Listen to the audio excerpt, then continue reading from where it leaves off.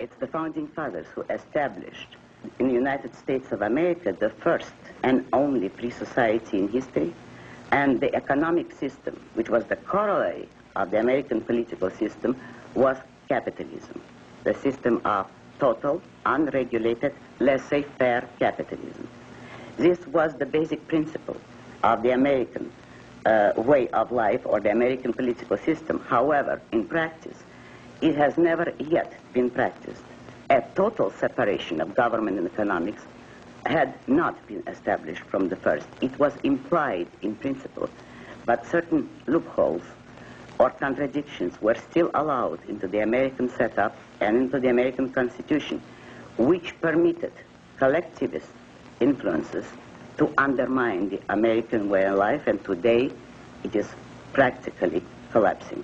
Olá, bem-vindo a mais um vídeo da Trade for Life, aqui Leonardo Nunes. No vídeo de hoje voltamos à série Origens da Crise do Dólar. Estamos no 6º episódio e hoje vamos falar sobre capitalismo. Será que a crise do dólar representa o colapso do capitalismo? É isso que vamos entender no vídeo de hoje. Então, se você está preparado para a verdade, aperte os cintos porque vamos lá.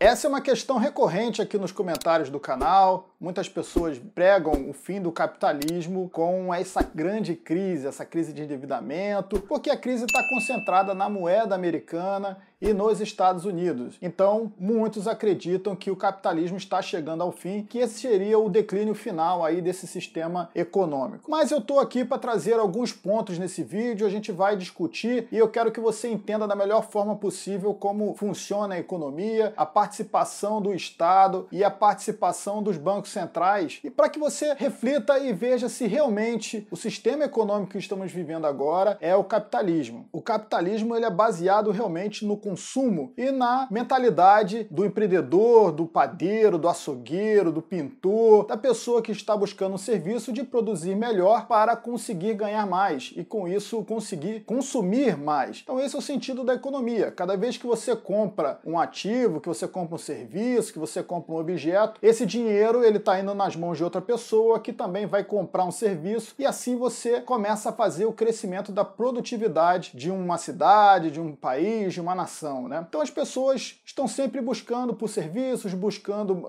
materiais e existem vários mercados de agrícolas, mercados aí de tecnologia, mercados de todos os tipos para você consumir. E como funciona esse consumo? Basicamente hoje em dia você tem o dinheiro, você tem lá sua fonte de renda, né? O dinheiro que você recebe por suas horas trabalhadas ou pela sua empresa e é com aquilo ali que você vai pagar o serviço que você está adquirindo. Mas com o advento dos bancos, com o crescimento da democracia e com o advento do Banco Central, houve a possibilidade de um crescimento de produtividade mais rápido. E como isso poderia ser feito? Isso poderia ser feito através do crédito. Com crédito você consegue comprar mais, você consegue aí de repente pegar emprestado para comprar um ativo que você não tem dinheiro agora. Então você consegue com isso consumir mais e com isso esse crescimento de produtividade ele aumenta mais rápido, ele cria um ciclo virtuoso de crescimento de produtividade, porque as pessoas estão consumindo mais porque ela tem essa possibilidade do crédito. E o crédito, quando você vai lá no banco pedir um dinheiro ou quando você passa o seu cartão de crédito, automaticamente aquilo vira uma dívida. Então você vai ali a um restaurante, você compra uma televisão com o cartão de crédito parcelado, você contraiu uma dívida, você está prometendo que vai pagar aquilo ali num futuro breve. E esse futuro você vai ter que apertar ali um pouco os seus gastos porque ele vai chegar em algum momento. Só que é da tendência humana, quer dizer, muitas pessoas que têm uma visão mais de curto prazo, principalmente pessoas mais jovens, de consumir mais do que ganham, então as pessoas acabam usando o crédito de forma errada, então elas começam a consumir muito, muito acima do que elas têm de receita. Relógio, Tag Heuer, 30k.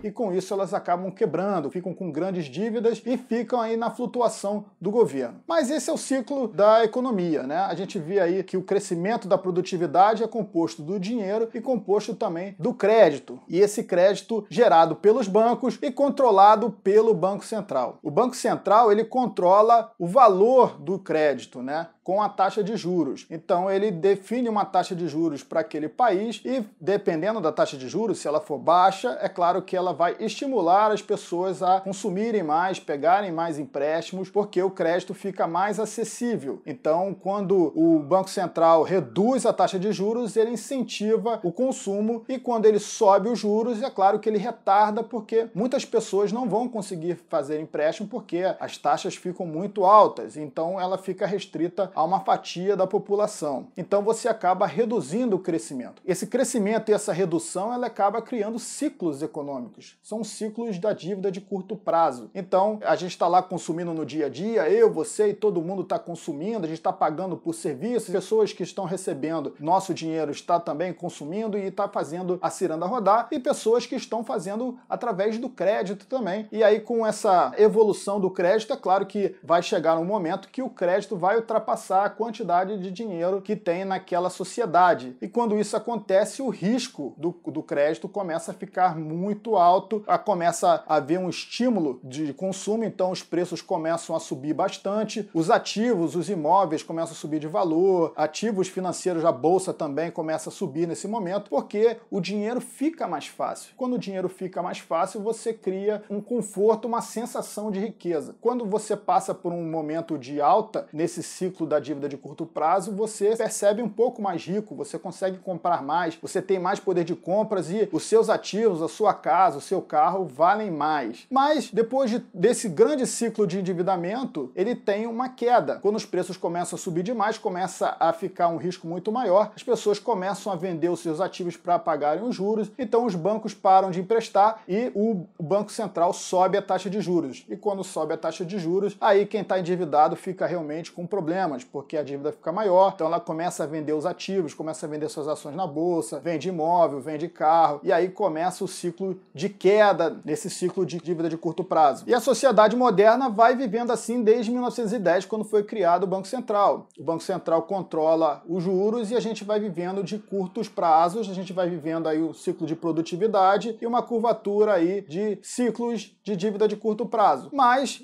em 10 anos ali tem o ciclo de dívida de longo prazo. Cada vez que a gente tem esses ciclos de curto prazo, a gente vê um crescimento maior, mas as dívidas vão ficando cada vez maiores. E vai chegar um momento que a gente vai ter uma grande crise, que é o fim daquele grande ciclo. Então o mercado, naquele momento, passa por uma grande correção, a bolsa cai forte, o Banco Central já não consegue mais, com a política de juros, controlar o mercado, ele reduz a taxa de juros. Alguns países colocam a taxa de juros em zero e mesmo assim o mercado não para de cair, os ativos vão perdendo valor muito rápido, as pessoas ficam desesperadas, os bancos param de emprestar, começam a tentar renegociar suas dívidas, né? Nesse momento, o que acontece? O governo, o Estado, esse governo democrático, eleito de 4 em 4 anos, ele acaba tendo que interferir para tentar resgatar as pessoas que estão sofrendo mais com essa crise. O Estado tem serviços sociais para tentar ali assegurar que as pessoas que estão desempregadas, que estão sofrendo, elas consigam essa assistência do governo. Só que no momento de grande crise, como foi a crise de 29, a crise de 2008, por exemplo, como a taxa de desemprego é muito grande, o governo começa a arrecadar menos impostos. E como tem muita gente desempregada, ele começa a gastar mais com serviços sociais. É claro que ele começa a se endividar. Essa coisa vai aumentando porque ele tem medo da pressão social, né? Porque as pessoas que estão desempregadas começam a reclamar muito, começam a ir para a rua, começa a aparecer aí escândalos políticos. Essas pessoas também começam a odiar as pessoas que têm dinheiro. As pessoas que têm dinheiro se sentem coagidas porque sabem que o Estado vai olhar para elas ali e tentar taxar impostos para tentar redistribuir esse dinheiro para a população que está mais necessitada naquele momento. E esse conflito social ele pode se intensificar e chegar até numa guerra, ou de países contra países, ou um conflito civil-social. Então o Estado ele tenta interferir assistencialmente ali para tentar evitar que esses problemas aconteçam. E aí o que é feito no momento de grande crise? O Estado deveria reduzir reduzir os seus gastos, apertar o cinto. Reduzindo os gastos, ele vai taxar os mais ricos, ele vai aumentar os impostos sobre os mais ricos para tentar redistribuir esse dinheiro para os que não têm. E o Banco Central, que vai entrar como grande participação nessa situação, porque o Banco Central é o único que pode imprimir dinheiro. Então o Banco Central vai começar a imprimir dinheiro, vai começar a comprar títulos públicos do governo, e o governo com esse dinheiro vai conseguir pagar os seguros de emprego, o assistencialismo da população, e com isso vai manter ali o sistema por um tempo. O mercado passa por um momento muito ruim, depois volta para um ciclo de alta e começa tudo de novo. Então é assim que a gente está vivendo aí há mais de 100 anos, em vários ciclos de curto prazo de dívida e esses ciclos maiores de longo prazo de dívidas, com interferências diretas do governo central e dos bancos centrais nessa relação econômica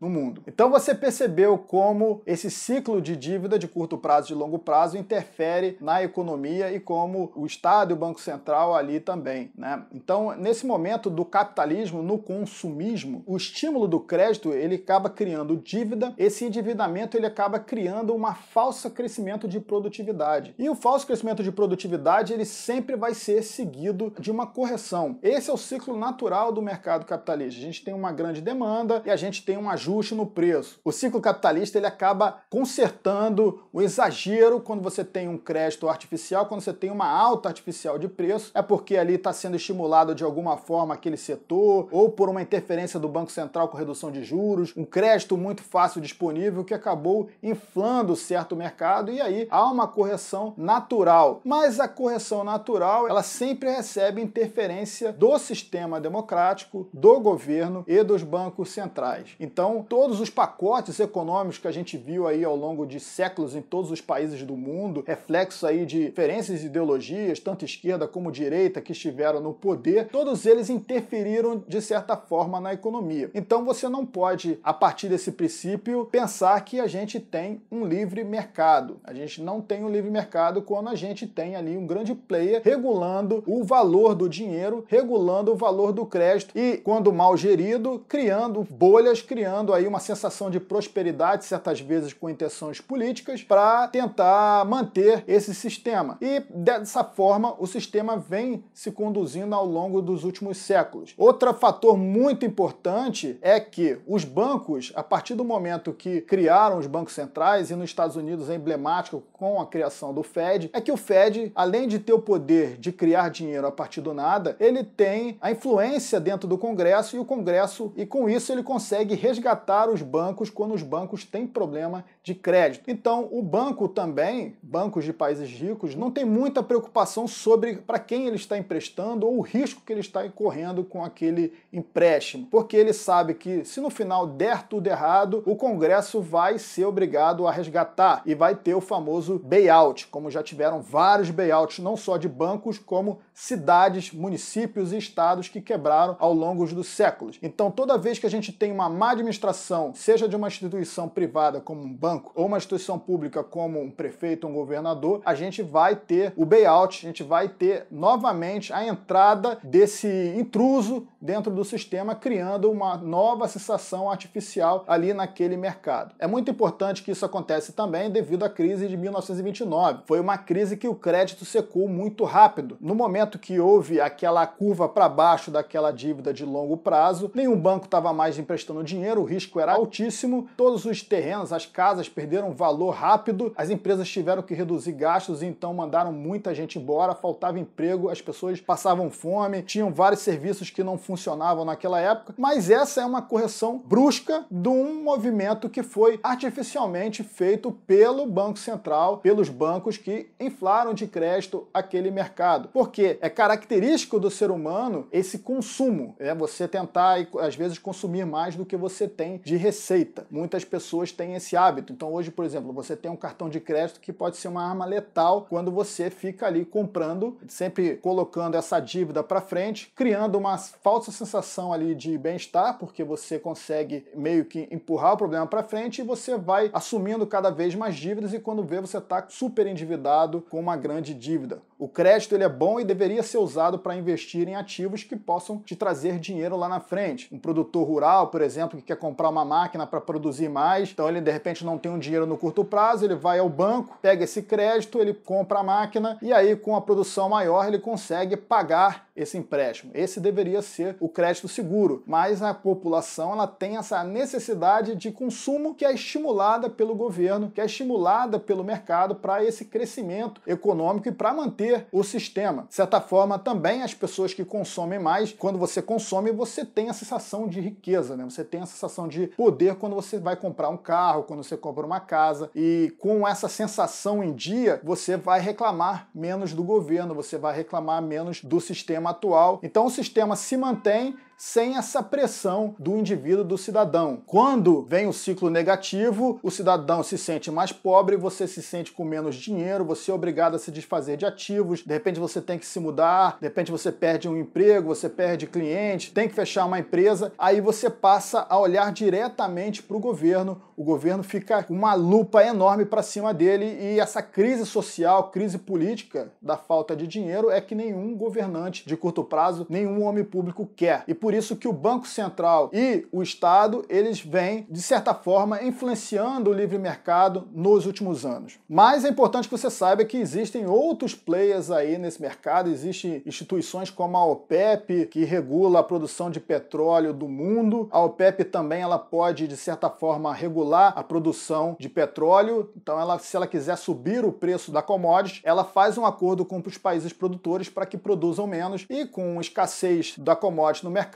o preço acaba subindo, da mesma forma quando ela quer que caia. Então você tem uma influência direta desses cartéis, grupos que querem manobrar o preço de certos ativos, de certos commodities, de certos mercados, e essa influência também acaba contaminando o livre comércio, acaba contaminando o livre mercado. Vou colocar um exemplo aqui para você entender melhor. Você tem um vizinho chamado Zezinho. E o Zezinho, ele trabalha numa empresa parecida com a sua, ele ganha mais ou menos o que você ganha, ele está na mesma vizinhança, só que o Zezinho, ele gasta muito. Você está vivendo um ciclo de curto prazo de alta, então a bolsa está subindo muito forte, de repente o mercado de criptomoedas também está subindo muito, o dinheiro está fácil porque o juros está mais baixo, e aí ele consegue também vender imóvel que ele tem, ele consegue aí ter dinheiro mais fácil, essa condição de riqueza permite que o Zezinho vá viajar para o exterior, que ele compre um carro novo, que ele compre um barco, e o Zezinho fica lá na rede social colocando várias fotos dessa vida, né, desse momento que ele está vivendo ali, daquele ciclo econômico que aquela localidade ou que aquele país está vivendo. Você, ao contrário do Zezinho, você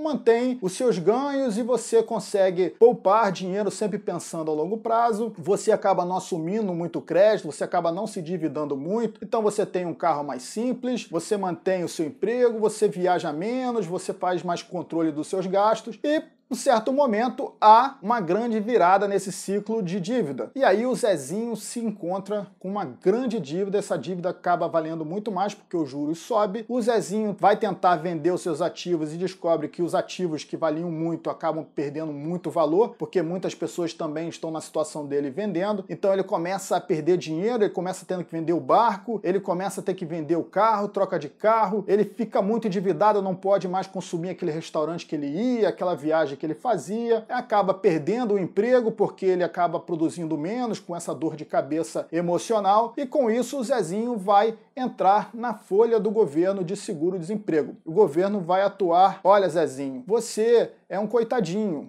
Zezinho, eu vou te dar aqui um seguro-desemprego porque, Zezinho, você não cuidou das suas contas, você gastou demais, você merece porque você manteve o sistema girando. Eu vou fazer o seguinte, o seu vizinho que manteve o controle, o seu vizinho que aproveitou o ciclo para enriquecer investindo de forma consciente e não exagerando nos gastos, ele está com dinheiro. Nesse momento que ninguém está, ele tem. Então eu vou aumentar os impostos do seu vizinho e com isso eu vou continuar pagando a sua assistência social e também dos outros Zezinhos por aí. E o Zezinho vai conseguir aquele apoio do Estado por não ter se comportado de forma correta. Da mesma forma, a gente pode pensar para outros benefícios assistenciais que o Estado acaba beneficiando a população e dessa forma cria uma cultura de quem não produz né, ele acaba sendo acariciado por esse pai Estado, esse que está ali para apenas prover aquele que não fez direito, enquanto o que fez direito ele é punido com impostos mais altos, ele acaba tendo uma situação mais difícil, né, por ter sido o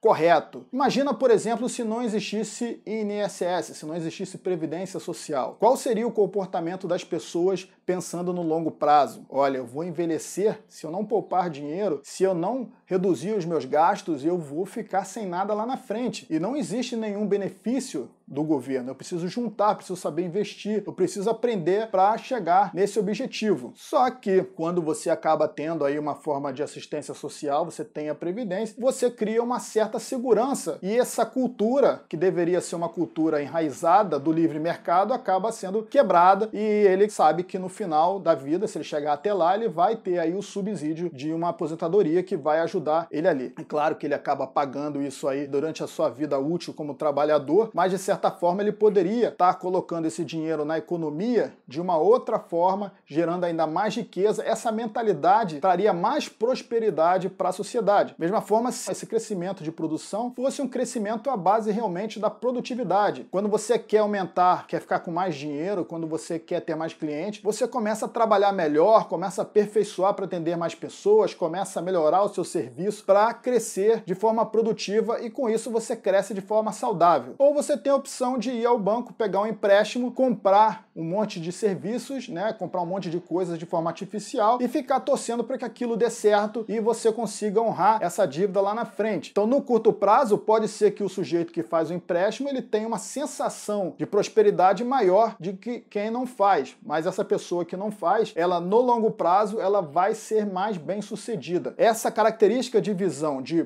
curto prazo e de longo prazo entre os diferentes seres humanos acaba, de certa forma, também mexendo com o mercado, com essas grandes bolhas de crédito. O crédito é uma coisa importante, o endividamento é uma coisa que deve existir, mas você deve saber como usá-lo.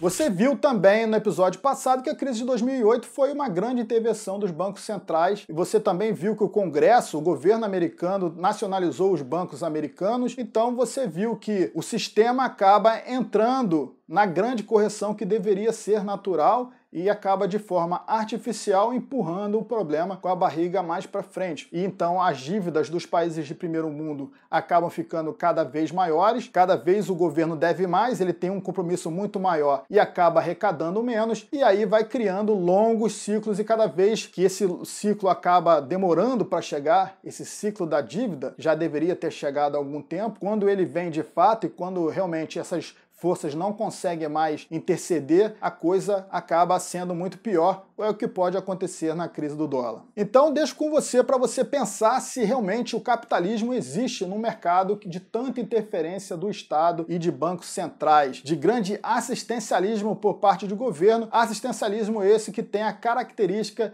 de o socialismo. Isso acontece também nos Estados Unidos, a terra da liberdade, a terra do capitalismo. Isso também acontece lá e acontece em todos os países do mundo. Se você quer saber mais sobre essa grande crise, faça parte do Clube do Dólar. Aqui embaixo, na descrição desse vídeo, eu vou deixar um link para você se cadastrar e receber mais informações de como participar desse clube que tem uma mensalidade baixinha. Você vai receber semanalmente o Dólar Cash, um programa como esse aqui, ó. Olá! Bem-vindo ao Clube do Dólar. Este é o episódio número 15 da segunda temporada. E hoje a gente vai ter um episódio mais próximo aqui do nosso país. Vamos falar de um país vizinho ao nosso, a Argentina. A Argentina está com uma grave crise. Esse programa foi muito legal. Nós falamos sobre a crise argentina, a grande queda do peso argentino aí, com os riscos políticos atuais na Argentina, com risco novamente de calote. Se você quer mais informações como essa, para saber do Japão, guerra comercial, taxa monetária americana, crise do dólar, política nacional, faça parte do clube e tenha informações que podem realmente transformar a sua vida. Então, vá lá! E você? O que você tem a falar sobre essa grande crise? Deixa aqui embaixo seus comentários, vai ser um prazer participar com você. Até o próximo vídeo dessa série. Tchau! Yes. So if we approach this laissez-faire, as I think you would like us to, free of government intervention, Right. free of all the force and the regulation and the controls which you abhor. Right. All right. Now we've got Mr. Gigantic Oil Baron saying $2.50 a barrel, a gallon. Now here's what happens. The guy, the blue-collar guy who's trying to make a living and feed his kids, can't buy gas for his truck, can't possibly survive in the free marketplace, and suddenly he's on welfare, and he's got to go for a handout, another feature of government that you abhor. You can't have it both ways. But all this is economic fallacies. To begin with, nobody in a free society, now we're talking about a free market, Yeah. in which the government doesn't interfere, nobody can become a monopolist. All monopolies are created by a special privilege for government. It's only by an act of government that you can keep competitors out of your field. Therefore, you couldn't become that kind of monopoly. The power you hold as an industrialist is not the power to use force. It's the power of producing something of value. That people want. And it's the people who literally control you, because every purchase is a vote in the favor of some businessmen and in a way against others. It's the public who decides what they want to buy and what they pass up.